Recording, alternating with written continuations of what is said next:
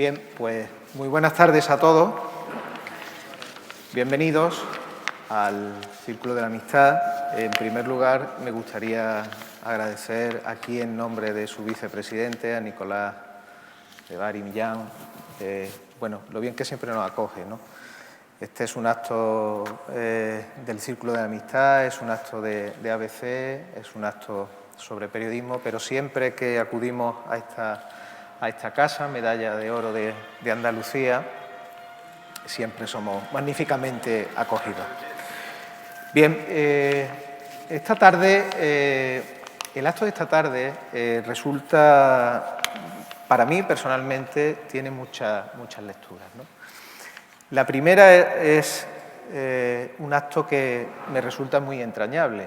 Me resulta muy entrañable porque a mi derecha tengo a un compañero, pero tengo un compañero que estuvo en los comienzos de la edición de ABC Córdoba, hace ya 21 años que tiene la edición de ABC en Córdoba. El tiempo se ha pasado volando y parece que estábamos sentados uno al lado del otro en la redacción de la calle Gondomar cuando empezamos allí. Por esa parte me resulta entrañable, ¿no? Volver a sentarme con un compañero, con una persona con la que tuve la fortuna de vivir una empresa y una aventura bastante interesante y bastante importante. Pero luego también me resulta un lujo el poder estar aquí con el que, sin ánimo de la exageración andaluza, ni muchísimo menos, pues se puede considerar hoy en día uno de los mejores corresponsales de prensa que tiene este país. Y además de los 15 años o de los 16 años ya de dilatada carrera, su trabajo es su mejor aval. Y yo creo que es la evidencia y la prueba más fidedigna de lo que estoy diciendo. Con lo cual, estar ante un periodista al que considero que es uno de los mejores corresponsales de prensa de este país, pues me van a permitir que lo catalogue como un lujo, ¿no? Por aquella aventura arriesgada que emprendió en el año 2005, una aventura muy compleja en aquel momento, pero muy acertada a todas luces y gracias a la cual hemos tenido una ventana permanentemente abierta en el diario ABC a lo que sucedía en una parte del mundo que ha terminado siendo, es y va a ser aún más fundamental para explicar la geopolítica, las relaciones internacionales, la economía y una pandemia como la que estamos viviendo. Y en tercer lugar, me resulta también necesario, porque yo creo que hoy en día es necesario que el periodismo salga a la palestra en tribunas como esta para contar lo que hace, aunque a los que somos periodistas nos pueda parecer una obviedad, pero también para reivindicar el papel que desempeña en la sociedad. En una sociedad, además, muy complicada, cada vez más complicada para desarrollar nuestro trabajo, con problemas como cualquier actividad económica, quizás con problemas con una dimensión mayor, como pueda ser el de la credibilidad, que yo creo que es el mayor aval que podemos tener, o nuestro mejor carné, el de la credibilidad, frente a una sociedad hiperinformada y a la vez, desde mi punto de vista, súper desinformada. Vivimos en una sociedad en la que tenemos más información que nunca, pero estamos más desinformados que nunca. Y en eso es donde el periodista debe cumplir una función primordial, que es la de ser prescriptor de la realidad. El periodista debe recetarles a todos ustedes cada día lo que es más importante de la realidad, ponerle foco y que ustedes vayan al periodismo sabiendo que el periodismo no les va a engañar. Y en una sociedad, como decía antes, llena de fake news, de rumores, de corrientes de opinión interesada, el trabajo de un corresponsal, en este caso el trabajo de Pablo Manuel Díez, en un arco tan grande, tan inmenso, tan gigantesco como es Asia, una ventana en un mundo donde se ha producido una pandemia que no se producía desde hace más de un siglo en nuestro mundo, pues, como comprenderán, hay que aferrarse al trabajo de Pablo, a lo que nos cuenta Pablo y a lo que cada día hace Pablo desde allí. Esas son las tres razones por las que yo considero que resulta un privilegio estar aquí esta tarde. Y no les quiero aburrir mucho más. El acto de hoy se va a componer de varias partes. Pablo, al que ahora presentaré, aunque para muchos de los que estamos aquí es suficientemente conocido, el acto va a tener primero la muestra de un vídeo que él ha preparado con muchísimo cariño, con imágenes inéditas, interesantísimo. Yo lo he tenido ocasión de ver con algunos fragmentos, pero creo que es valiosísimo, donde él les va a ir contando ese viaje que empieza a finales de 2019, 23 de enero de 2020 en Wuhan, y que termina prácticamente hoy.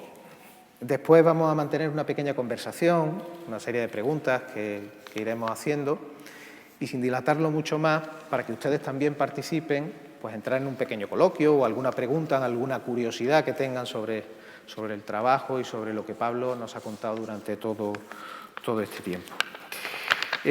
Pablo nació en Córdoba en 1974, no es mal año ese. Es buen año. Es corresponsal del diario ABC en China y Asia desde 2005.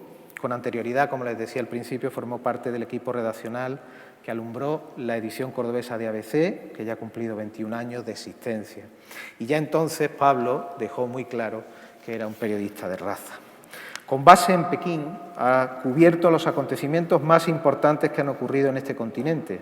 Entre ellos destaca el tsunami de Japón, el desastre nuclear de Fukushima, que inspiró su novela posterior, Fukushima Mon Amour, los Juegos Olímpicos de Pekín en 2008 y dentro de nada pues tendrá ocasión de cubrir nuevamente unos Juegos Olímpicos que también se presentan como todo un test, ¿no? Con una pandemia de por medio. Tensiones militares entre Estados Unidos y Corea del Norte, país que ha visitado en 3 ocasiones desde 2007. En estos 16 años en Asia ha informado sobre una docena de catástrofes naturales, revoluciones y cumbres internacionales como las de Donald Trump y Kim Jong-un o las del G20, el Fondo Monetario Internacional o la Organización Mundial del Comercio. Además de viajar por todos los países del continente asiático, de Mongolia a Indonesia, pasando por Nepal o la India, ha entrevistado a algunas de sus más destacadas personalidades, como la Premio Nobel de la Paz birmana Aung San Suu Kyi, disculpen mi chino, el ya fallecido Nobel chino Liu Xiaobao, el artista y disidente Ai Weiwei y el escritor Yang Liang. A Pablo lo pueden escuchar, no solo leer, evidentemente ver también en la edición digital de ABC, pero lo pueden escuchar en sus numerosas colaboraciones en la cadena COPE. Ha publicado reportajes de portada en nuestra revista dominical, la revista dominical del Grupo Vocento XL Semanal, y en su formación consta licenciado en Periodismo por la Universidad Complutense de Madrid, tiene un máster en Estudios sobre la Unión Europea por la Universidad Europea de Madrid y atesora 2 premios. Uno, el Premio Ciudad de Córdoba de Periodismo, que fue casi recién aterrizado, si no me acuerdo mal, en Asia, efectivamente, y en 2020 su trabajo sobre la pandemia y su trabajo, a fin de cuentas, como corresponsal en Asia, le valió el reconocimiento del Club Internacional de Prensa como mejor corresponsal español en el extranjero. Ya ven que no exageraba cuando lo decía. Bueno, pues dicho todo esto, agradecer a Pablo que me haya permitido estar aquí con él y compartir con él y con todos ustedes este rato que creo que va a ser muy interesante. Agradecerte que estés aquí y, bueno, solamente darte paso y deseosos de disfrutar contigo. Muchas gracias. Pues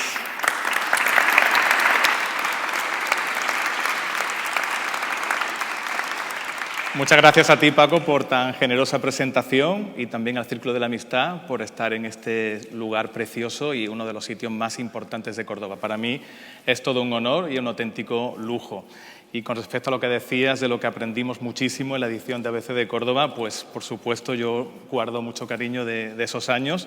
Lo que aprendimos con Aris, que fue nuestro jefe en ese momento, y yo lo considero uno de mis maestros aquí en Córdoba, y gracias a todo lo que aprendí allí y cómo hacíamos la información en ese momento en el que había menos internet, y como tú recordarás, Paco, pues si pasaba alguna incidencia teníamos que salir corriendo a cubrirlo, a cubrir un accidente de tráfico o si había habido algún crimen o alguna cosa. Pues yo creo que ese es el auténtico periodismo y eso es lo que yo también intento hacer en Asia. Lo que pasa que ahora ya no me voy con mi coche a algún pueblo de la provincia de Córdoba, sino que intento pillar el primer avión que haya para llegar a donde haya una revolución o una catástrofe natural o alguna de las muchas noticias que me ha tocado cubrir en este mundo que cada vez es más pequeño, como hemos visto, y esta pandemia, esta epidemia, esta nueva enfermedad que empezó en China en enero, quizá pues un poco antes, los últimos meses de 2019, como la hemos sufrido aquí y la seguimos sufriendo. Para mí es una alegría estar aquí en Córdoba después de más de un año sin haber podido venir y más de un año sin haber parado de trabajar allí en China. Y es una alegría y un placer estar aquí en Córdoba, pero también me gustaría que, a pesar de este ambiente festivo que tenemos y de que ya se vislumbra la luz al final del túnel de esta pandemia tan horrible que hemos vivido, me gustaría que recordáramos a las víctimas de esta enfermedad, a sus familiares, porque creo que muchas personas, mi familia también ha perdido algunas personas por el coronavirus, algunos familiares a los cuales me gustaría recordar aquí, y también sobre todo a las personas que han estado en primera línea luchando para protegernos, que me consta que aquí también hay algunas de estas personas que son los auténticos héroes que nos han salvado de esta pandemia. Por lo tanto, creo que es importante que lo tengamos en el recuerdo y que sigamos siendo conscientes de que la pandemia no ha terminado, a pesar de que ya la situación pues, está mucho mejor que hace un año, por ejemplo, pero todavía pues, tenemos que seguir cuidándonos mucho y protegiéndonos como hacemos. Y si os parece bien, yo me gustaría invitaros esta noche a que viajéis conmigo hasta Wuhan, y por eso he preparado este vídeo donde vamos a ver cómo fue la pandemia, cómo empezó la epidemia y cómo la controló China. Vamos a poner el vídeo, que yo os voy a ir contando con un pequeño guión que he preparado.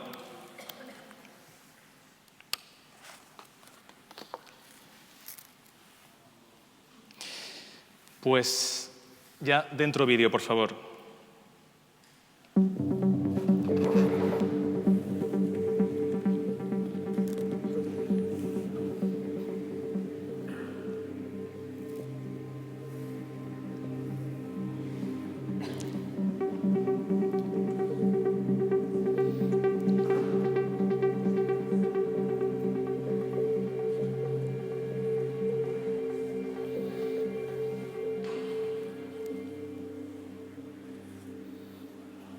Esta noche viajamos a Wuhan, esa ciudad de China que antes pocos conocíamos y que ya jamás olvidaremos.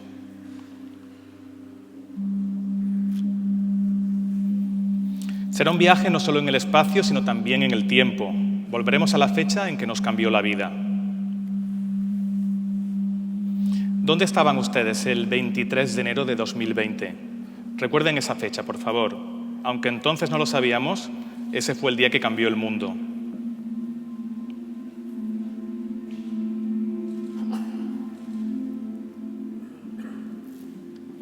Ese fue el día que se cerró Wuhan, estallando la pandemia del coronavirus que todavía asuela nuestro planeta. Ese día se empezaron a colapsar los hospitales después de varias semanas en que las autoridades chinas habían minimizado e incluso intentado ocultar la propagación de una nueva neumonía de origen desconocido. Además de reprender a los médicos que avisaban de esta nueva enfermedad, las autoridades locales habían celebrado eventos multitudinarios como un banquete con 40.000 personas por las fiestas del Año Nuevo Lunar. Sin apenas mascarillas ni trajes de protección, los sanitarios se contagiaban y los enfermos desbordaban los hospitales. Había tantos que no quedaban camas ni coches fúnebres para los fallecidos, a los que había que llevar en furgonetas.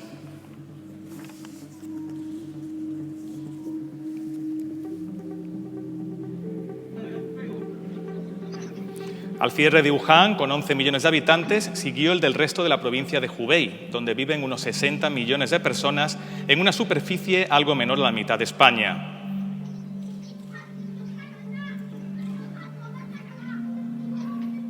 En plenas fiestas del Año Nuevo Lunar, la nación más poblada de la Tierra se paraba por completo y todo el mundo se encerraba en casa, voluntariamente o, como en el caso de las familias de Hubei desplazadas a otras provincias, a la fuerza, con trancas en las puertas.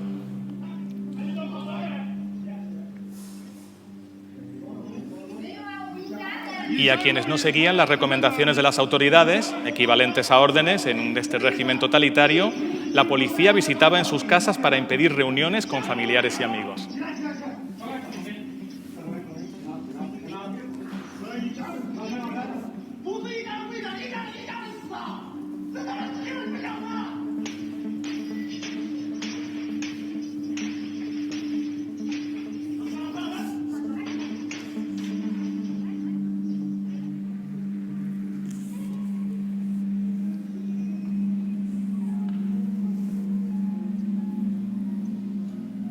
Megalópolis con más de 20 millones de habitantes, como Pekín o Shanghái, se quedaban prácticamente desiertas durante la festividad más importante de China, el Año Nuevo Lunar, que en esta ocasión caía bajo el signo de la rata.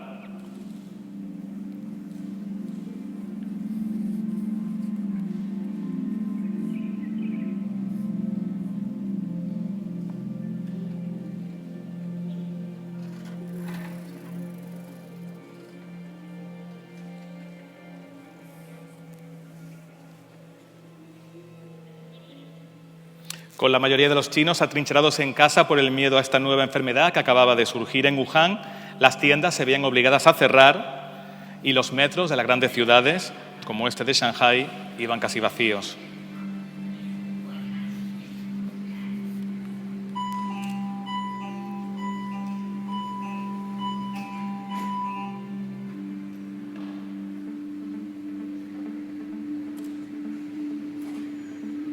Debido al pánico, en los primeros días también hubo cierto desabastecimiento en los supermercados, sobre todo de frutas y verduras.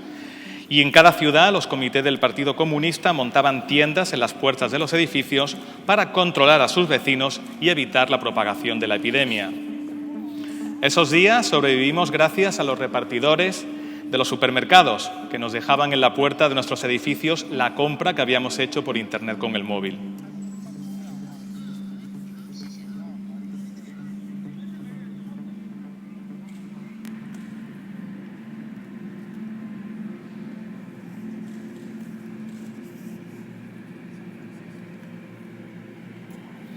Oculta bajo la niebla permanente que emerge del río Yangtze, la ciudad de Wuhan luchaba por contener la epidemia con un confinamiento estricto de 76 días, desde el 23 de enero hasta el 8 de abril.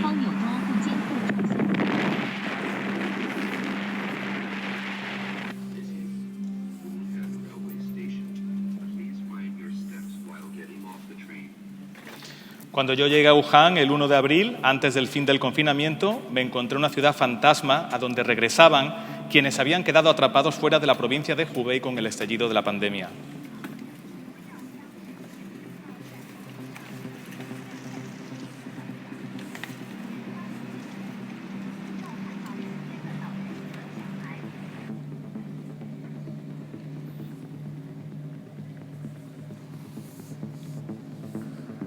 Las calles de Wuhan seguían prácticamente desiertas.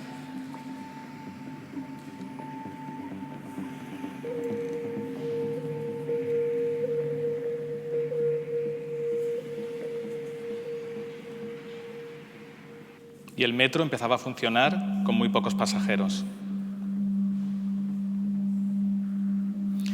Del mercado de Huanan, cerrado en enero, después de que se detectaran en diciembre algunos de los primeros casos del coronavirus, todavía salían tufaradas que se nos colaban en la pituitaria pese a la mascarilla, y los inspectores seguían tomando muestras. Estas vallas azules, luego decoradas con pinturas de paisajes chinos, tapaban el mercado para borrar su infausto recuerdo.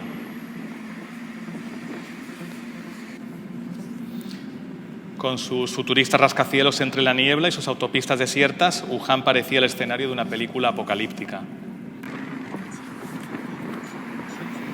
Y los pocos que se atrevían a salir a la calle lo hacían enfundados en estos fantasmagóricos trajes especiales de protección.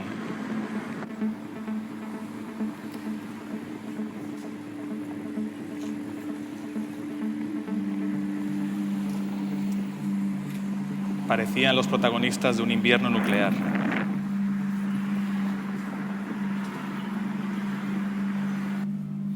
Con estrictos controles de temperatura y códigos de salud QR, Wuhan y el resto de China volvían a abrirse tras haber controlado la epidemia.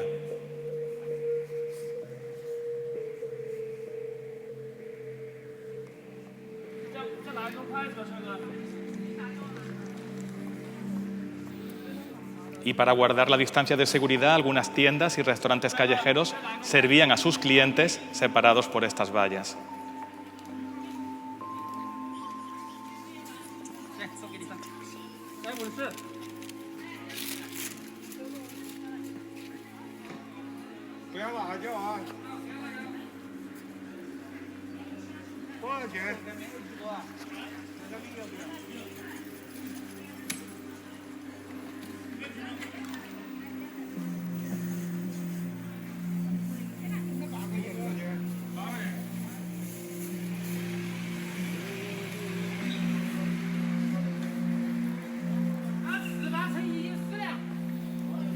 Como la mayor parte de las compras en China se paga con el móvil, para muchos no hacía falta tocar el dinero, lo que limitaba el contacto y ayudaba a la prevención de los contagios.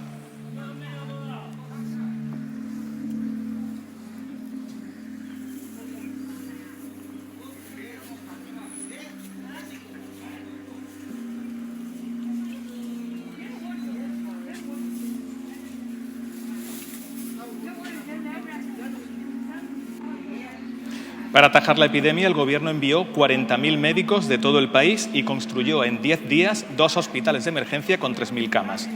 Además, habilitó 14 hospitales temporales en centros de convenciones y pabellones deportivos y confinó en hostales a los asintomáticos y contactos de positivos. China reconoce 90.000 contagiados y 4.636 fallecidos, la mayoría en Wuhan. Pero fueron más porque durante las primeras semanas muchos enfermos murieron sin que se les hiciera la prueba del coronavirus.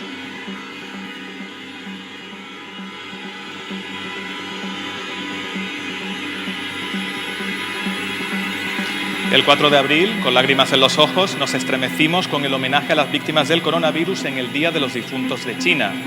3 minutos de estruendoso silencio en el que resonaron las bocinas y sirenas de todo el país. Yo lo viví a las puertas del Hospital Central de Wuhan.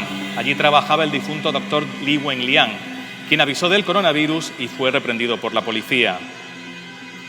Otra de las víctimas mortales del coronavirus fue la suegra de la señora Liu. Esto es lo que nos contaba. 等核酸检测那个结果出来的时候呢，他已经就是说已经就去世了，就没有赶上那个治疗。这个就是我们感到很遗憾的，就是他当时很想让他去医院治疗，但是当时就是没有这个条件，因为医院的这个没有病房嘛。 然后他就这样走了，感觉他真的是，就是当时看着就是那种好像求救无门的时候，就那种无措的感觉，就让人特别的伤心。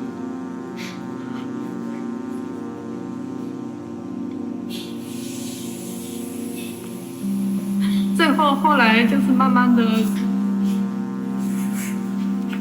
当时就是这种恐惧感，就是让我们都觉得很可怕了。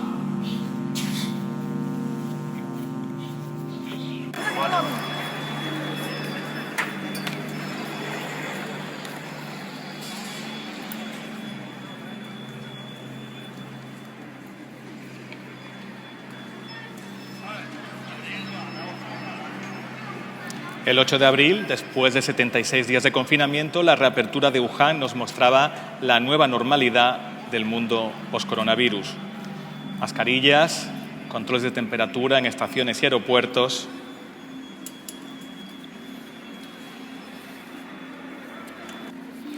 Y hasta algunos pasajeros pertrechados con trajes especiales de protección.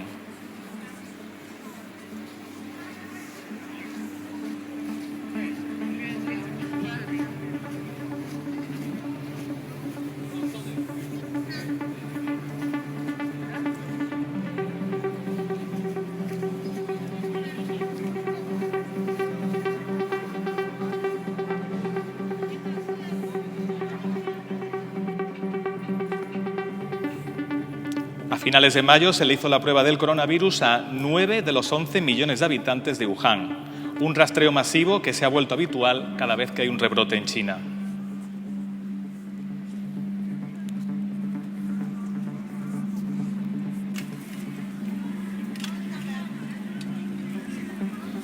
Desde entonces, Wuhan no ha registrado contagios locales y la vida ha recuperado la más absoluta normalidad.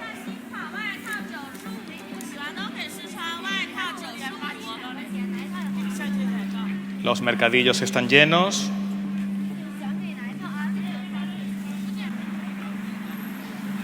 La gente se reúne en los puestos de comida callejeros.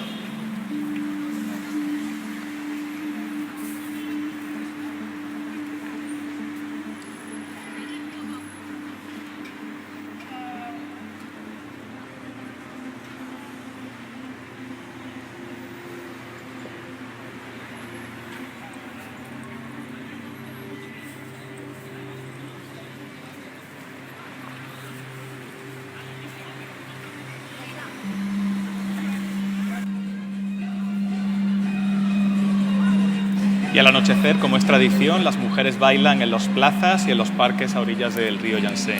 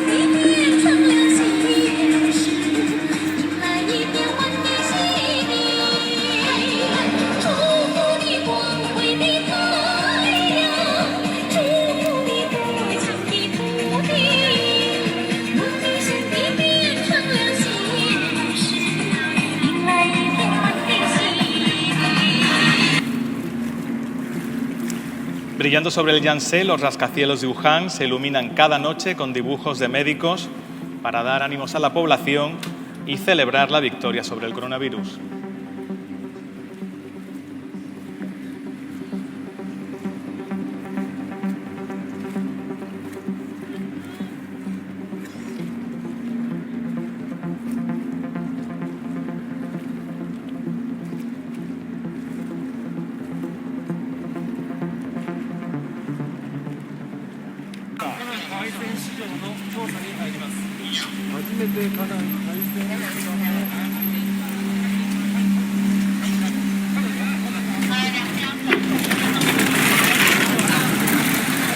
Para investigar el origen de la pandemia, un equipo de expertos de la Organización Mundial de la Salud viajó a Wuhan en enero y febrero.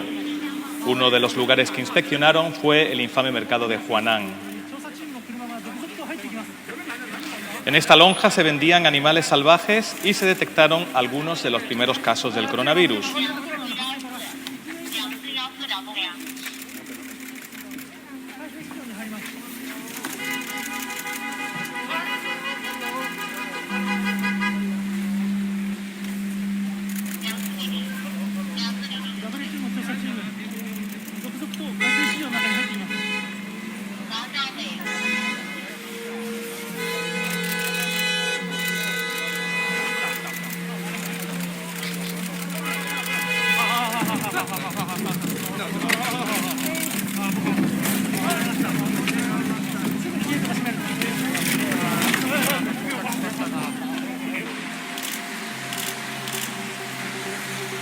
Se sospecha que este nuevo coronavirus procede de los murciélagos y mutó en una de las especies salvajes que se vendían en el mercado de Huanan para asaltar al ser humano.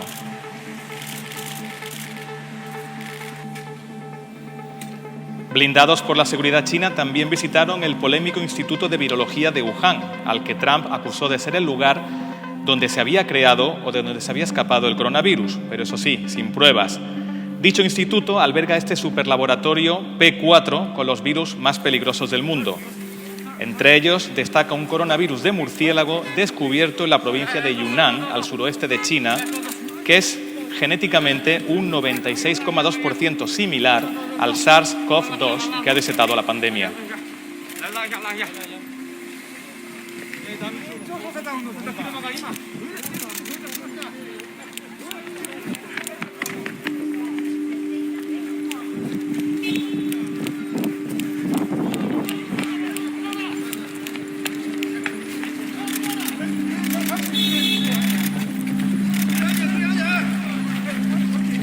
Pero los expertos de la OMS no creen que el coronavirus proceda de un laboratorio, como nos dijeron en la rueda de prensa al término de su misión. Estas razones daba el jefe del grupo, Peter Ben Embarek.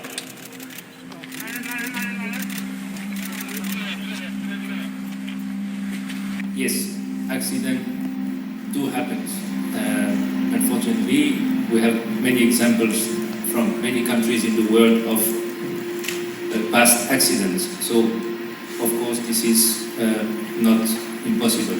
It happens once in a while. We also, in terms of arguments against, look at the fact that nowhere previously was this particular virus researched or identified or known. There'd be no publication, no reports of this virus or another virus extremely linked or closely linked to this being worked with in any other laboratory in the world. We were also discussing with the managers and the staff of many of the relevant laboratories in the region and looking and discussing with them these hypotheses as well, and hearing from them how their staff health monitoring program, how their audits program, for example, are conducted and what is revealed in the past months and years. We also looked, for example, at the Wuhan Institute of Virology ESL4 level laboratory and the state of that laboratory, and it was very unlikely that anything could escape from such a place. Antes de marcharse de Wuhan, Ben Embarek pedía investigar si el coronavirus había entrado en el mercado de Huanan a través de un animal congelado, como sugiere China. At low temperature in conditions that are found in the frozen food trade, humidity, low temperature, etc. And the other one, let me finish.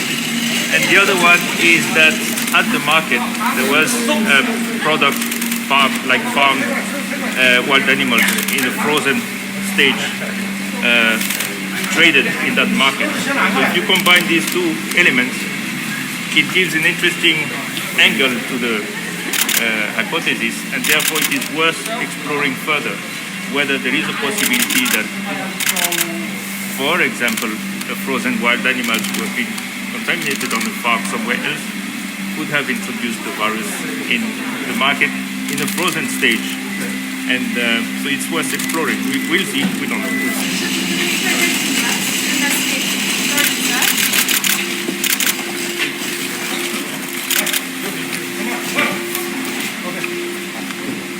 Thank you. Thank you. Can I get in?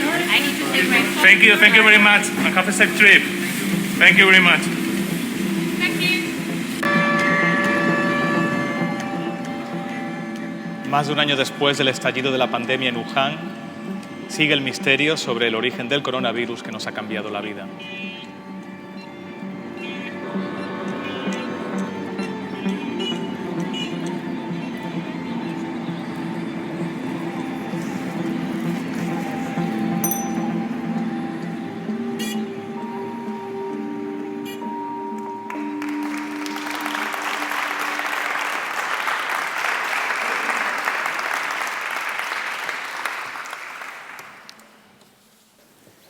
Bueno, entiendo que, como les adelantaba han disfrutado de un documento inédito y magnífico, ¿no?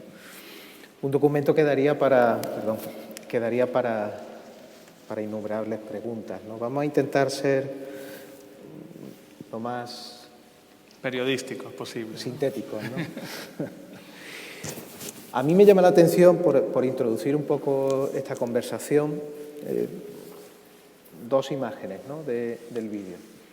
Cómo el dolor y el miedo es algo que no entiende de latitudes, y creo que es lo común en esta pandemia en todos los rincones del mundo.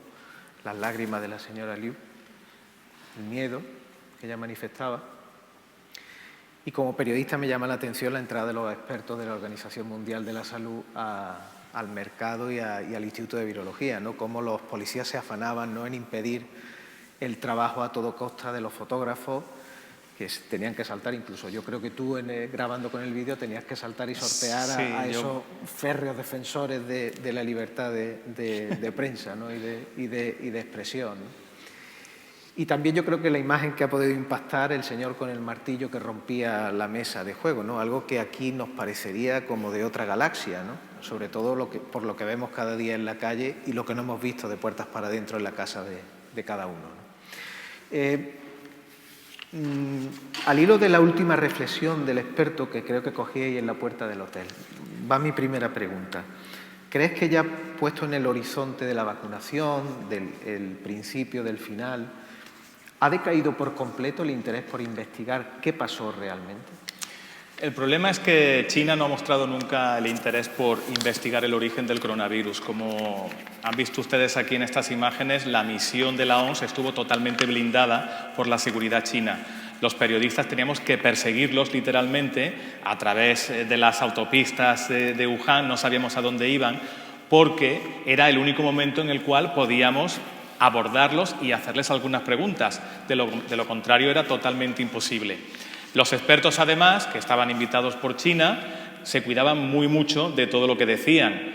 De hecho, dijeron unas cosas en la rueda de prensa que estuvo orquestada y descartaron la teoría del laboratorio, algo que luego el propio director de la OMS dijo que no se podía cerrar completamente, y sí asumieron la teoría china que dice que el coronavirus estaba en muchos países o estaba en otros lugares en el extranjero y entró en el mercado de Huanan, en el mercado de Wuhan, a través de un animal congelado.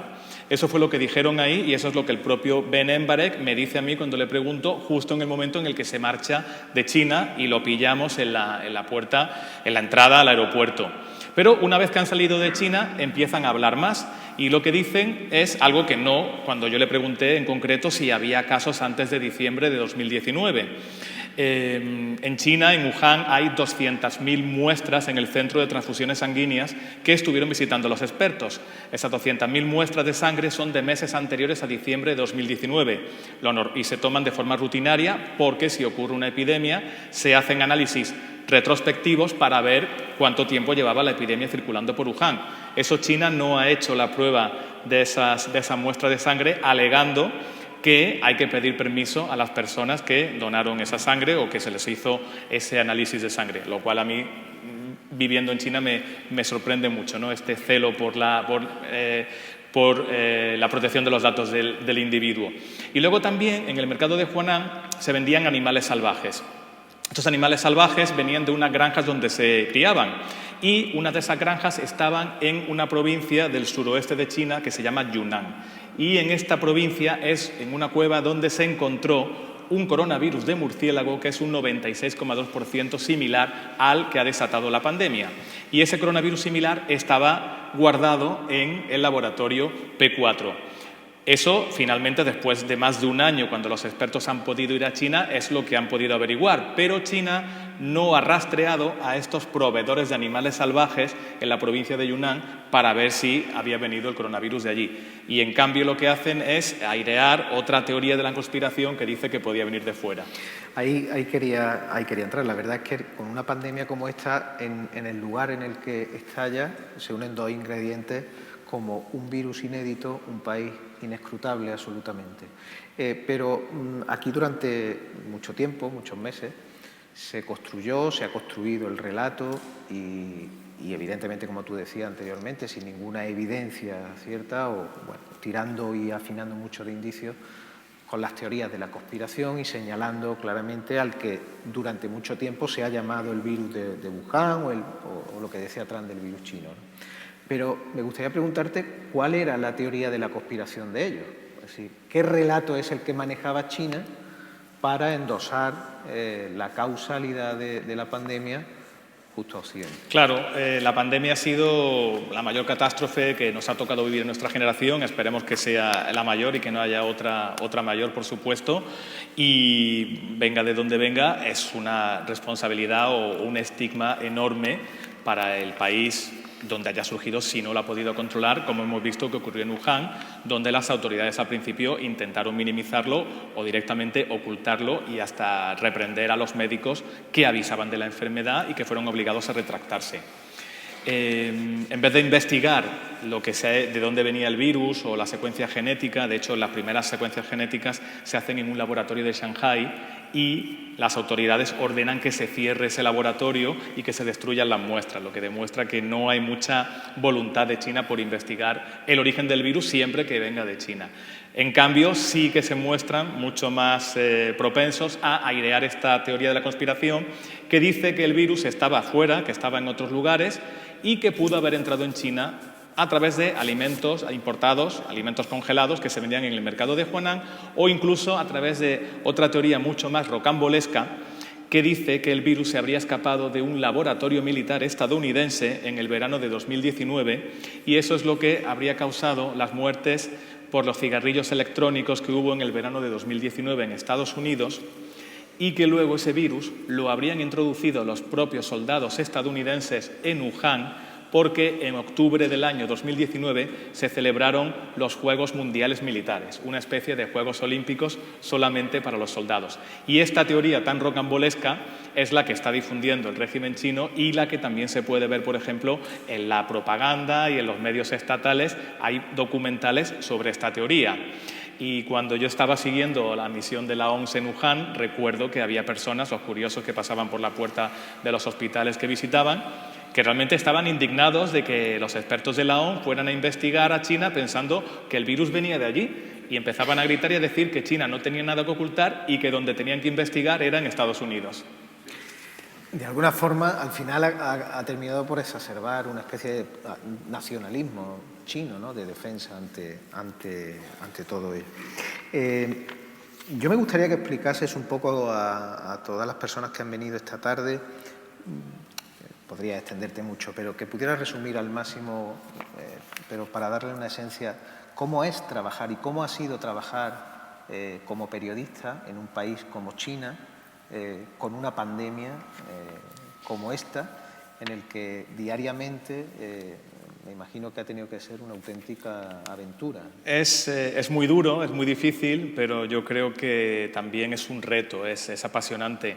El trabajo para un periodista occidental, que en cuanto aparece en cualquier parte en China, pues ya se ve por nuestros rasgos que no eres un local y ya si vas a un sitio donde hay un problema, pues todo el mundo sabe que los turistas no van a ir a ese lugar, que es un periodista, es alguien sospechoso, un enemigo en algunos casos y al cual hay que echar inmediatamente del lugar a donde vaya. Y lo que hemos visto aquí, y eso que más o menos pues aquí estaban los focos, los ojos de todo el mundo mirando a esa misión de la OMS, pues lo que intenta China es matar la historia, que no se sepa nada y que no haya imágenes, que no haya esas imágenes de los coches entrando en el mercado, que no estén los periodistas en el Instituto de Virología, pero como eso al final es imposible y no se tiene, las autoridades no tienen una buena política de relaciones públicas, pues tenemos esas imágenes que son realmente bochornosas de los fotógrafos y los que estamos allí grabando con nuestro móvil, corriendo detrás de los coches y la seguridad china pues intentando contenernos. Esto es lo normal. Y luego, por supuesto, también tenemos las llamadas del Ministerio de Exteriores quejándose de la información y criticando nuestras informaciones o las noticias que publicamos. En otros lugares me consta que las presiones son incluso mayores y a los traductores que trabajan con los periodistas pues también están seguidos por la policía, por las autoridades y se ve realmente al periodista extranjero como si fuera un espía.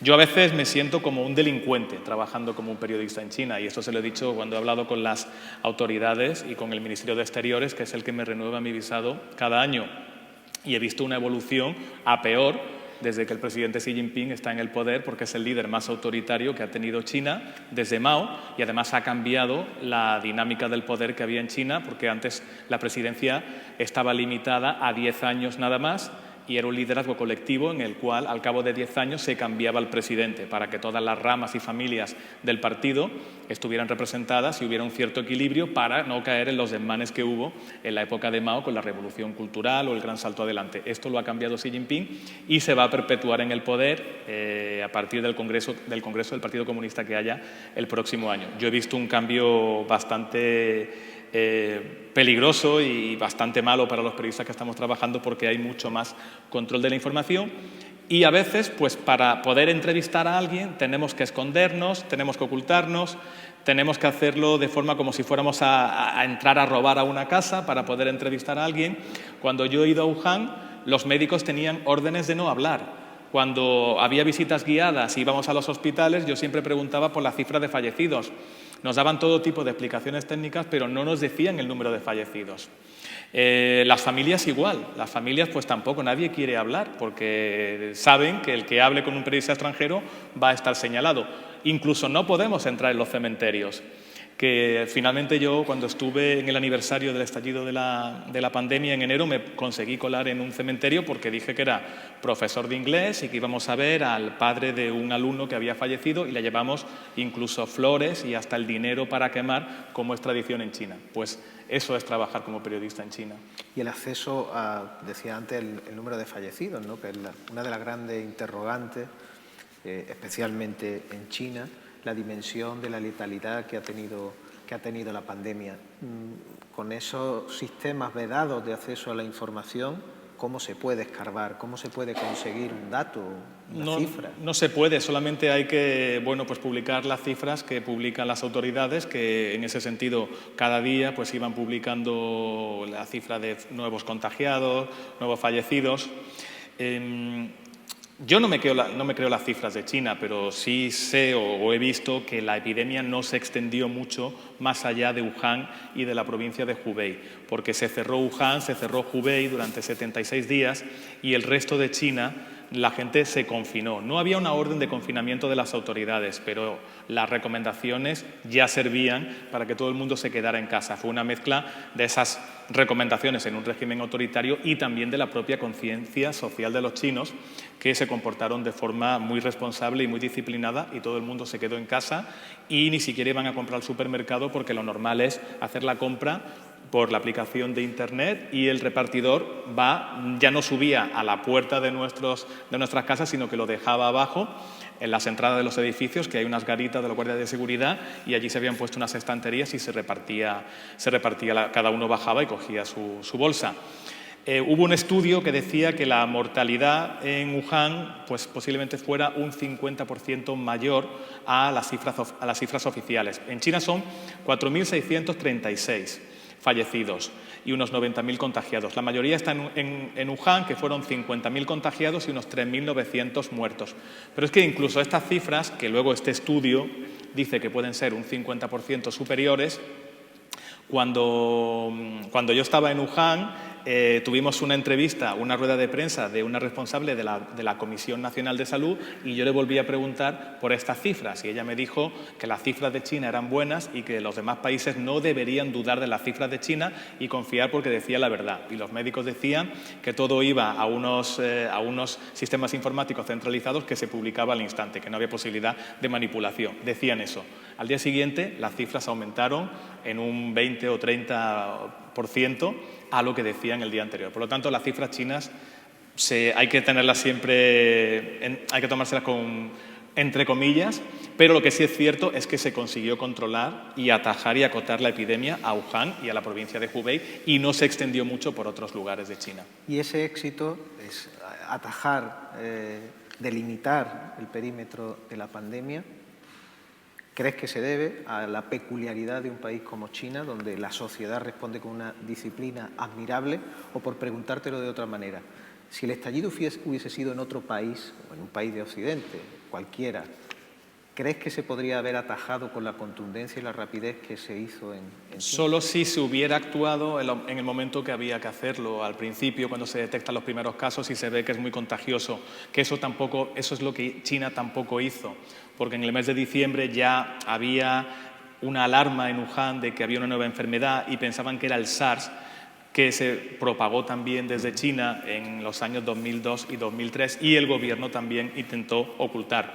De hecho, lo que pensaba la gente es que el SARS había vuelto y yo recuerdo pues haber estado hablando con un empleado de un hospital especializado en coronavirus, que nos decía que ya en ese momento los médicos estaban alarmados, pero por supuesto había órdenes de no alarmar. Y las autoridades, también por no dañar la economía y por no crear alarma social, seguían adelante con sus planes de celebración del Año Nuevo Lunar, que era el 25 de enero. Y además, en ese momento también se estaban celebrando unas reuniones políticas de cara a la reunión anual del Parlamento, que es en marzo, y es cuando se reunían los parlamentos locales de las provincias. Por lo tanto, era un momento en el cual no se podía decir que había una enfermedad contagiosa. Y China intentó minimizarlo o incluso ocultarlo. Hubo unos expertos de Taiwán que fueron a China y les dijeron que no era contagioso, que no se contagiaba de humano a humano, salvo en casos especiales, y que la incidencia era muy, muy pequeña. En cuanto volvieron a Taiwán, dijeron hay que cerrar las fronteras con China y creo que eran 12 vuelos a la semana directos que tenían entre Taiwán y Wuhan se cancelaron. Y todo ese tiempo después pues, se perdió a la hora de atajarla. El mismo tiempo que se perdió en Occidente cuando la epidemia ya había estallado en China y cuando las autoridades se dan cuenta de la gravedad que tiene la enfermedad, actúan manu militari, cerrando la ciudad de Wuhan, cerrando la provincia de Hubei. Tengamos en cuenta que son unos 60 millones de habitantes los que se quedaron encerrados, confinamiento estricto, sobre todo en la ciudad de Wuhan, y durante esas 7 semanas que se paraliza toda China, el virus ya ha salido de China y se está propagando por el resto del mundo. Y aquí en Occidente pues tampoco se hizo nada y de hecho pensábamos que no iba a llegar.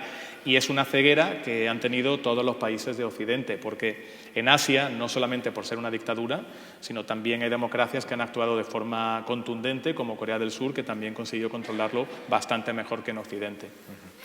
2 preguntas más y damos paso por si quieren comentar algo los asistentes. ¿Con qué lectura te quedas? ¿Se ha producido una guerra científica? ¿Se ha producido una guerra comercial? ¿Se ha producido una guerra política? Se ha producido todo. Hablamos de esto antes y, claro, yo no sé de dónde viene el coronavirus, no lo saben los científicos. Yo no puedo decir, creo que viene del laboratorio, creo que viene del mercado. Yo soy periodista, mi trabajo es estar en primera línea, estar donde se está investigando, donde se está intentando averiguar el origen, y sí que sé, o por lo menos intento saber todas las teorías que hay al respecto sobre el origen. Hay, por supuesto, unas coincidencias muy sospechosas, ¿no? Que esta pandemia haya surgido precisamente en una ciudad que tiene este superlaboratorio P4 con los virus más peligrosos del mundo y que a 300 metros del mercado hay otro laboratorio con un nivel de seguridad menor que es del Centro de Prevención y Control de Enfermedades de Wuhan. Está solo a 300 metros de ese mercado de Huanan, donde se detectan algunos de los primeros casos, pero no todos. Por lo tanto, no sé de dónde viene, no sé si es una guerra o no, pero lo que está claro es que es la mayor catástrofe que ha sufrido nuestra generación, el mayor crack económico desde la Gran Depresión del año 1929 y que ha provocado todas estas tensiones internacionales que estamos viendo ahora, porque evidentemente China no quiere responsabilizarse o no quiere que se la culpe del estallido de la pandemia, y eso es lo que ha provocado que su discurso patriótico y propagandístico también se haya exacerbado. El problema para China es que el resto de Occidente, cuyo silencio ha comprado con la promesa de este mercado de 1.400 millones de consumidores, cada vez es más reticente a aceptar todo lo que viene de China. Y su papel pues, se va a ver bastante dañado. ¿Cómo va a evolucionar el mundo? Pues no lo sabemos, porque bueno, ha habido cambios tan grandes y han ocurrido cosas que realmente no pensamos que podían ocurrir, como esta pandemia o como hemos visto en Estados Unidos con el asalto al Capitolio. Lo que creo que tenemos que aprender es que hay que esperar lo imprevisible. ¿Pero no crees que sale reforzada China al final? No, yo no creo que salga reforzada porque su papel en el mundo y su imagen en el mundo ha quedado muy deteriorada. Y yo cuando vengo aquí y hablo con muchos de vosotros, cuando nos vemos en privado, mucha gente piensa que el virus viene del laboratorio y no se creen que China esté diciendo la verdad. Por lo tanto, cuando se ven estas imágenes persiguiendo a los expertos de la OMS, es difícil creerse lo que pueda decir el régimen chino. Por lo tanto, no creo que salga reforzado. Su imagen está muy dañada. Lo que pasa es que China tiene tanto poder económico que ha comprado el silencio de Occidente.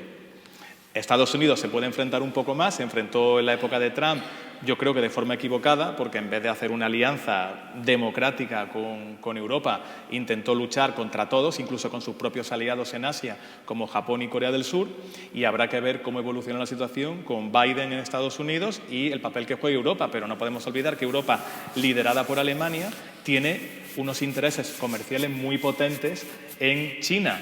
Y de eso se encarga de recordarlo los medios de comunicación chinos cada vez cuando dicen que China ya es el primer mercado para marcas como Volkswagen, Mercedes, Audi y todas las de maquinaria que están vendiendo en China. Entonces, es el mundo que tenemos y en el cual tenemos que aprender a sobrevivir, ser conscientes de todas estas servidumbres que hay hacia China, pero creo que es muy peligroso que se le permita hacer todo lo que quiera y que no asuma sus responsabilidades. La última por mi parte. Hablabas de Europa y las vacunas. El debate lleva servido muchos meses, guerra comercial, vacunas que sí, vacunas que no, pero curiosamente el apagón informativo lo hemos tenido casi nosotros hacia las vacunas chinas.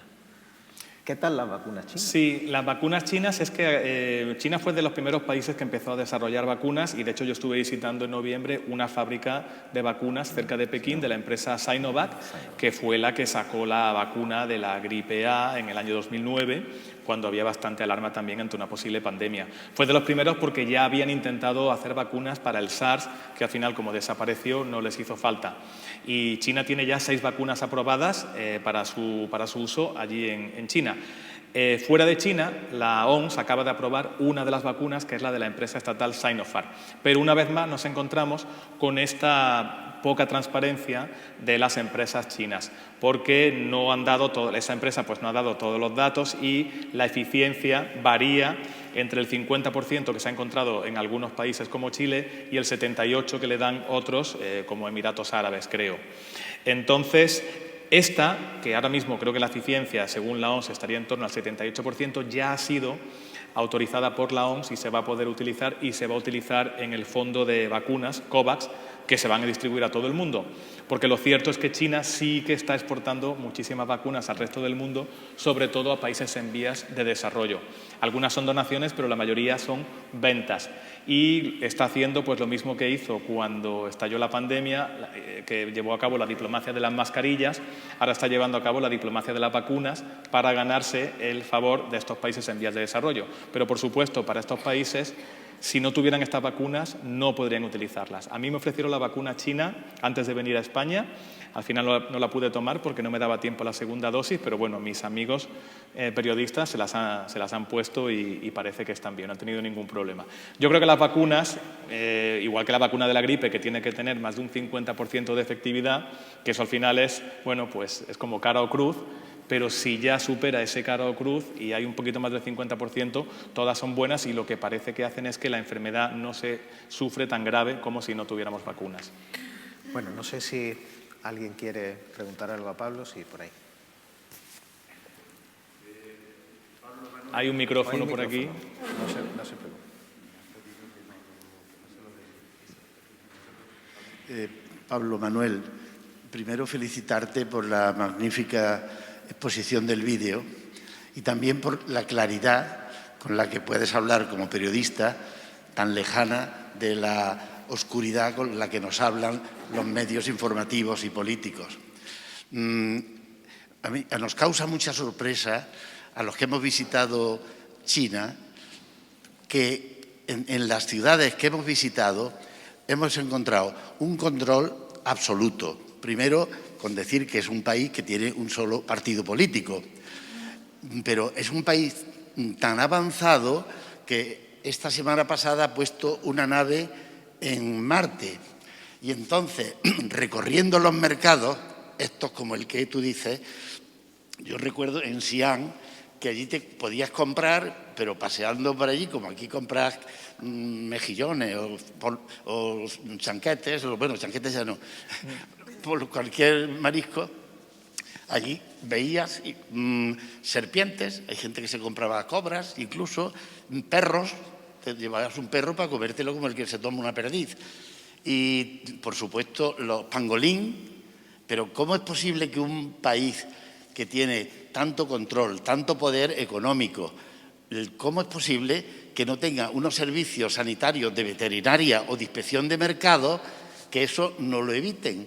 Porque si hay un control, allí yo he estado visitando China y todo muy bien, pero como te pasaras de la línea que no te tenías que pasar, allí el palo era duro. Allí no te... ¿Cómo es posible que un país que controla tanto? Bueno, tengo entendido que si tú hablas por teléfono con alguien que ha sido un delincuente, te llama el gobierno diciendo no es amigo, no es conveniente que usted tenga a sus amigos. No sé si tú, que estás allí, podrás decirme la veracidad de este hecho. Pero me sorprende eso. Y luego, como biólogo que soy, también me sorprende que los animales que yo he visto personalmente vinieran congelados del extranjero. Eso es imposible. Aquellos puestecitos que yo he visitado no tenían la capacidad técnica para tener un congelador. Allí podías coger los ratones, lo que fuera. Eso no es verdad, de que lo hayan importado. Así que, ¿cómo es posible que un país que tiene tanto control sobre la ciudadanía no tenga control para controlar esos puestos? Y, por supuesto, no creo que sea de ahí. Yo creo que ha sido, como he dicho en el laboratorio, creo que se le ha escapado aquello. No creo que venga de ahí, y menos congelado. Muchas gracias. Es que China es un país de contrastes, Joaquín, como tú lo has visto al estar allí, y puedes ver que es un país que es capaz de llevar al hombre a la Luna, a llevar un satélite a Marte, que en 10 años ha dado un salto gigantesco en trenes de alta velocidad. Las infraestructuras, como habéis visto, hay estas autopistas impresionantes, los puentes sobre el río Yangtze en Wuhan, que a mí me tienen fascinado, pero al mismo tiempo podemos encontrar esos mercados que seguían funcionando. Es cierto que después del estallido de la epidemia hay una ley para impedir el tráfico o el comercio de animales salvajes. Eso ya se ha aprobado. Pero al ser un país tan grande, tan caótico también y con tantos contrastes, y que ha dado un salto gigantesco en tan poco tiempo, pues al final el dinero es lo que manda. Y es un país que se sigue definiendo comunista, pero realmente lo que es un capitalismo de Estado. Y el dinero manda. Entonces, si hay alguien que tiene dinero suficiente para pagar un pangolín o una rata de bambú o un murciélago o lo que sea, pues al final se va a pagar. Y es cultural. La OMS también avisó de que había que controlar más lo que llaman los mercados húmedos de Asia y de los países en vías de desarrollo. ¿Por qué estos mercados húmedos los llaman así? Porque es donde están todas las vísceras de los animales que están vivos, y uno va, compra la gallina, la matan allí y allí se limpia todo. Y la gallina pues está en una jaula al lado de otros animales, y como todo está conviviendo en malas condiciones higiénicas, como pasaba en el mercado de Huanan, pues eso es el caldo de cultivo para que ocurra. Esperemos que con la evolución de China, que por supuesto es un país que está cambiando rapidísimamente, pues esto se mejore también, porque es un foco de riesgo para todo el mundo, no solamente en China, porque esto ocurre también en otros países, en Tailandia, en Vietnam. Y estamos en un mundo cada vez más globalizado y más pequeño, y lo que puede pasar en un pequeño mercado, en una aldea de Camboya, si ahí aparece un nuevo coronavirus y llega un turista y se contagia, ya desde el aeropuerto donde esté, si tose, se va a propagar eso por todo el mundo, como pasó en el SARS, porque el SARS también venía de otro mercado del sur de China donde se vendían civetas, y ahí parece que había mutado otro coronavirus de murciélago también procedente de Yunnan. Y una persona se contagió en Cantón, cruzó a Hong Kong y luego se fue a Canadá, y en el aeropuerto ya se propagó por todo el mundo. Una cuestión más. Adelante. Aquí hay un micrófono. A ver, 2 preguntas aquí. Preguntarte una cosita. El pueblo chino puede pensar, pero expresar su pensamiento no. ¿Cómo tu labor puedes contrastar la información o lo que estás viendo y analizarlo? ¿Tú tienes la oportunidad de contrastarlo con alguien para ser más crítico, conocer la criticidad de ese pueblo que no se puede expresar? En cierta manera, ¿os consideráis los corresponsales que estáis sirviendo de canal de distribución de ese pensamiento único de la dictadura china?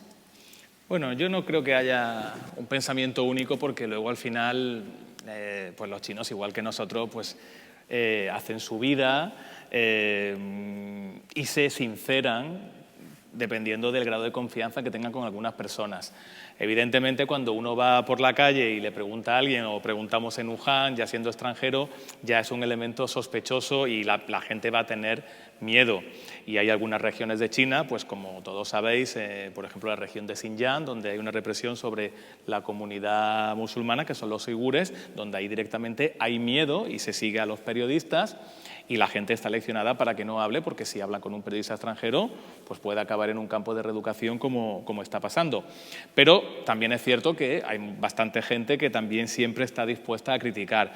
Y se pueden criticar cosas pues, del funcionamiento de las autoridades, de la corrupción. Lo que no se puede hacer, por ejemplo, es salir con una pancarta a una plaza o ponerte en la plaza de Tiananmen con un cartelito diciendo, por ejemplo, que te han tirado la casa y no te han pagado la indemnización que te correspondía, que es uno de los mayores problemas que hay en China. Porque si se permite eso, como ya se vio cuando se manifestaron en la plaza de Tiananmen, pues aparte de los estudiantes en el año 89, luego el culto que luego fue legalizado de Falun Gong, al cabo del rato, pues esa persona allí va a haber 10 personas y a la media hora puede que haya 100. Y esto es lo que el régimen no quiere, perder el control. Luego también es cierto que yo creo que los chinos y los asiáticos en general no son tan políticos como podemos ser los occidentales, que nos encanta hablar de política e incluso pelearnos por la política. Es un país que en 40 años ha dado un cambio tan grande que antes la gente se moría de hambre o no había para comer y ahora disfrutan de este progreso económico que también se ha producido bajo el marco del régimen del Partido Comunista. Entonces hay mucha gente que pasa como aquí en España, en la época del tardofranquismo, que la gente piensa que si uno no se mete en política, pues tiene oportunidad de ganar dinero. Incluso más que aquí en España, porque el cambio ha sido rapidísimo y en muy poco tiempo. Yo he estado en pueblos de China y al llegar, al hablar con un campesino, pues le he dicho, ¿qué pueblo tan bonito tienen aquí? Y su reacción, su primera frase ha sido, bonito o no, lo importante es que ya no pasamos hambre. Es que estamos hablando de un pueblo que hasta hace muy poco se moría de hambre. Por lo tanto, ahora es la segunda potencia del mundo. Hemos visto estos rascacielos iluminados, hemos visto el poder económico de China, que la gente, pues cada vez hay una clase media que se ha enriquecido y que está prosperando gracias a este régimen. Y precisamente el régimen chino, a través de la propaganda, le dice que todo esto es gracias al orden y a la estabilidad que les proporciona un régimen autoritario como el que tienen. Y por eso, antes se pensaba que China, con el crecimiento de la clase media, podría abrirse políticamente, pero el discurso de las autoridades chinas es que una democracia al estilo occidental no funcionaría en China, que su sistema es el más válido para garantizar ese desarrollo económico, y que ese desarrollo económico es lo que desactiva las críticas de Occidente a la violación de los derechos humanos. Marita también tenía otra pregunta. Muchas gracias por esta magnífica conferencia, porque la verdad es que la hemos disfrutado y al menos nos hemos enterado de cómo van las cosas. Y la verdad es que vivimos en un país privilegiado donde los productos que ingerimos tienen una trazabilidad. Y eso es que es fundamental. Hombre, China ahí tendría que copiar de nosotros, porque somos incluso más avanzados que muchos países europeos. Y por supuesto que Estados Unidos, que se tiene como un país súper desarrollado por los productos, no tiene la trazabilidad que tienen en España, ni le impide añadirle determinadas cosas, hormonas y tal. Pero sí que quería, es una cosa que me ha llamado la atención. Aquí, cuando el SARS, que es la gripe A, había controles en los aeropuertos de temperatura y tal, pero sin embargo, Con el ébola hubo también muchísimo control, de hecho no entró ningún caso, solamente los que trajeron, que eran misioneros, y sin embargo con este virus, viendo lo mortífero que era, lo letal que era, no hicieron nada, absolutamente nada. Yo eso lo he detectado, aquí en España es que no se hacía nada en los aeropuertos. En Italia, mi nieto ha estado de Erasmus en Italia, tenía que ir con una PCR, le tomaban temperatura, y sin embargo, aquí en España es que no se ha hecho nada. Yo es que no quiero pensar que tengamos una forma de pensar tan atrasada, que aquello está muy lejos y no nos va a llegar, porque, hombre, eso es una irresponsabilidad por parte de las personas que no tomaron ciertas medidas. Luego, por otra parte, aquí hubo una desescalada y se podía salir a la calle. Yo me asustaba. De hecho, yo salía a la puerta de mi casa y les decía a la gente, por Dios, poneros mascarillas, que vais al hospital y matáis a los médicos y a las enfermeras. Eso, vamos, porque era en auténticas bandadas. No se mentalizó a la gente del peligro de esta enfermedad. Yo creo que la gente todavía no es consciente, mucha gente, de lo letal que es esta enfermedad. No sé.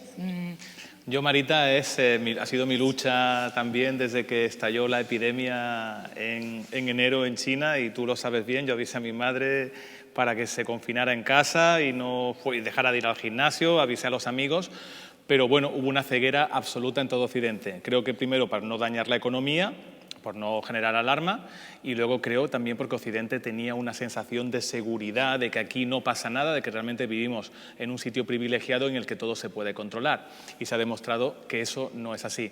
Yo me quedo con ese aprendizaje que tenemos que tener, no solo las autoridades, sino también los propios ciudadanos, que somos los que tenemos que ser los más responsables. Y creo que Rafael también tenía otra pregunta por allí, y con esta ya terminamos, ¿no? Vale. En primer lugar, felicitarte y agradecerte tu trabajo. Y tengo que reconocer, me da un poco de vergüenza decirlo, ¿no?, de que en base al documental he sentido un poco de envidia de la dictadura china. Bueno, no hay que tener envidia de la dictadura, bueno, Rafael. Pero te lo cuento. Una dictadura donde en 10 días hace 2 hospitales para el pueblo, que vacuna no sé cuántos millones de ciudadanos, donde ya hoy nadie lleva mascarilla. A mí la vacuna me la han puesto hoy. Aquí los dictadores de aquí cerraron las puertas de las residencias de ancianos, cual holocausto nazi, y establecieron unas medidas más que encaminadas a luchar contra el coronavirus, al cargarse lo poco que quedaba aquí del tejido empresarial. Pues me da a mí que los chinos una dicta blanda comparada a la de esta. Pero quiero decirte, el único tribunal en el mundo que se ha atrevido a abrir un expediente sobre este tema es un tribunal peruano. ¿Un tribunal de? De Perú. De Perú. Y tiene imputado a George Soros, a Rockefeller, todo unido al nuevo orden mundial que ya comenzó con la crisis financiera, crisis que en realidad es un saqueo, ¿no? ¿Tú no crees, a pesar de lo que ya has opinado antes, lo del murciélago, como que no me lo creo, que todo va encaminado a ese fin del nuevo orden mundial? ¿Todo ha sido premeditado, establecido y ordenado así? Yo eso no lo sé, Rafael, y ya te digo que mi trabajo ha sido intentar saber lo que se podía saber en China, y con respecto, no tengo una opinión definida sobre eso, porque no tengo elementos para hablar. No tengo información para decir nada sobre eso. Y con respecto a la dictadura, Rafael, pues sí, es cierto que hemos visto que manu militari se solucionó todo rápidamente, pero que precisamente por ese sistema dictatorial y por ese control de la información, a los médicos que en diciembre estaban avisando de que había una enfermedad, los comités del Partido Comunista de cada hospital les abrían expediente y la policía iba a verlos para que se retractaran de lo que estaban hablando. Por lo tanto, tenemos que ver las cosas buenas que ocurren una vez que haya pasado, pero quizás se podría haber evitado si hubiera habido más transparencia, y eso evidentemente lo da una democracia, porque una democracia no es solamente que cada 4 años vayamos a votar y meter un papelito donde esté el partido que nos gusta o no. Una democracia es que nosotros estemos aquí hablando y que no tengamos miedo a expresar nuestras opiniones. Y eso es lo que yo he visto tanto en China como en otros países de Asia, donde el miedo es un acto reflejo de las personas. Y cuando le preguntas a alguien, que lo vi en Birmania antes de que tuviera esta apertura democrática con Aung San Suu Kyi y luego ha vuelto otra vez a la dictadura, cuando preguntaba por el gobierno, la gente tenía un acto reflejo que era encoger el cuello y mirar a izquierda y derecha por si había alguien escuchándolo.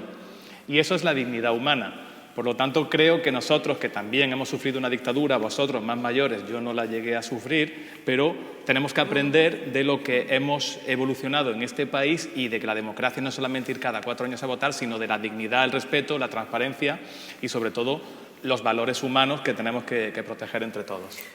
Hay 2 preguntas más, pero yo les rogaría, por no prolongarlo mucho más, que fuesen muy concretas y que también la Y yo también intentaré no enrollarme mucho. Lo primero de todo, darle, Pablo, la enhorabuena por su trayectoria profesional y me siento orgullosa de que sea usted cordobés. Muchas gracias. No, yo solamente quería hacer una comparativa con el famoso baile de muertos. Yo siempre que se ha empezado a dar cifras de muertos, en este caso China o en este caso España, en el baile de muertos siempre recurro a lo que es el Instituto Nacional de Estadística. Hay unas estadísticas de unos años anteriores, ¿cuántos muertos hay?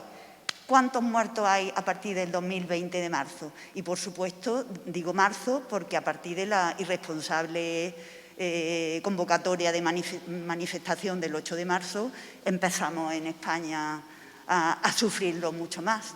Entonces, yo creo que China no sabemos sus datos estadísticos, pero aquí el INE nos los proporciona. ¿Cuántos fallecidos hay? En un estado de alarma que tuvimos un confinamiento, tantos accidentes de tráfico, por favor. Sí, sí. Aquí, evidentemente, lo podemos saber por la diferencia de mortalidad con las estadísticas. De hecho, en Wuhan se esperaba que a mitad del año se iba a dar la cifra del censo y del número de fallecidos en junio del año pasado. Al final no se hizo. Y esos datos, la verdad es que no han salido públicamente y ya le digo que es que en China las cifras a veces no son difíciles de creer, ¿no? Y si lo tenemos aquí, que hay muchas más herramientas para saberlo, pues imagínense en este país. Y la última, ahí esa señora.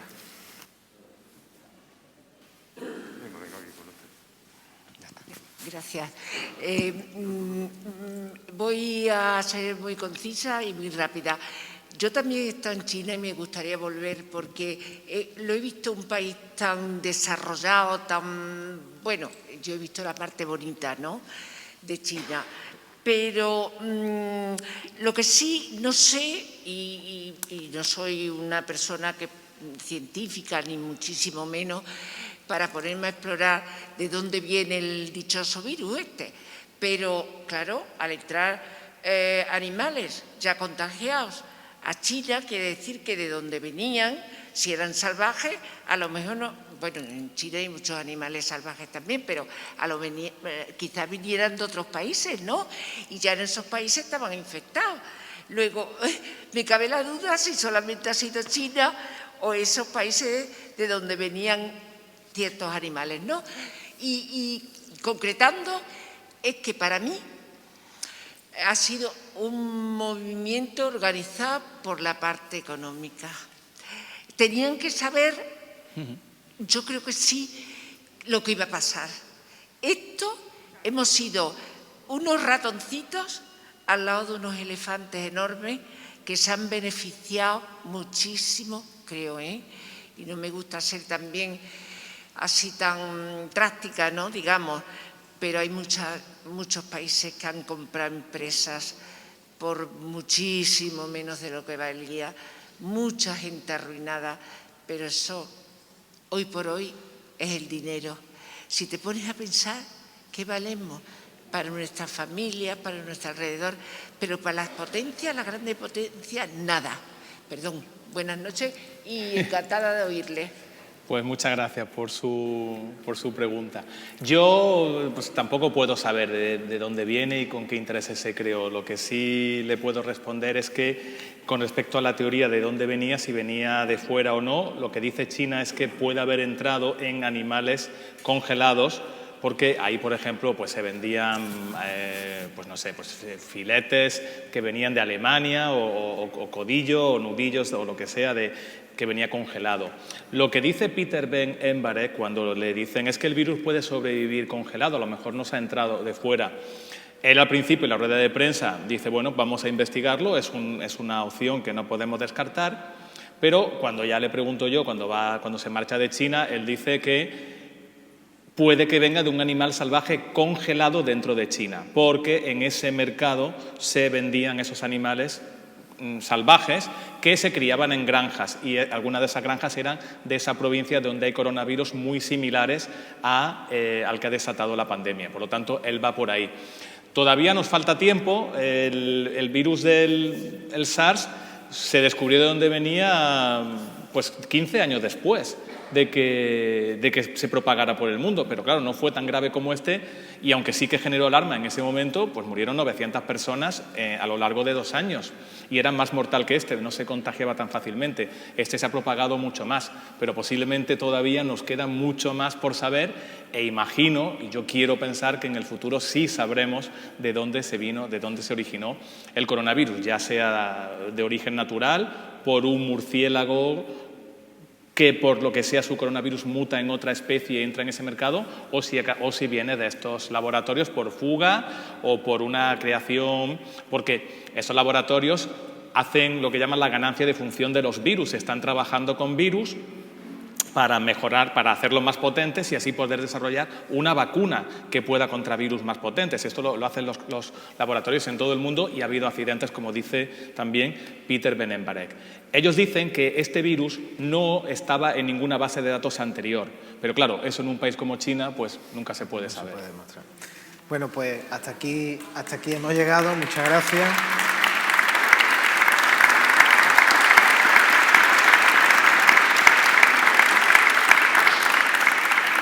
Pues muchas gracias a todos por haber venido. Muchas gracias, ha sido un placer. Yo creo que hoy nos vamos con más respuestas que automáticamente nos llevan a hacernos más preguntas. Eso en China suele pasar siempre. No, y también en este oficio. Muchas gracias a todos, de verdad, por acudir esta noche. Gracias. Muchas gracias.